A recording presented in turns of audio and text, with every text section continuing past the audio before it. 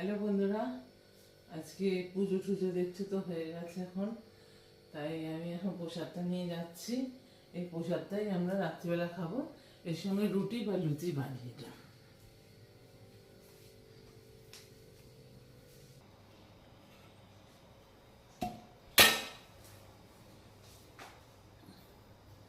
দেখেছো তো প্রসাদটা, গোপালের প্রসাদটা দেখেছো তো হয়ে গেছে।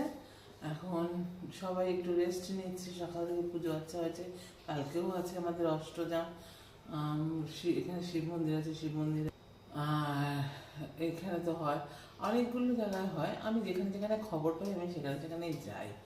আমার খুব ভাল লাগে শিব ঠাকুরের পুজোটা, আর বিশেষ করে আর গোপাল। তাই জন্য কালকে যেখানেই হবে আমি সেখানেই পৌঁছে যাব।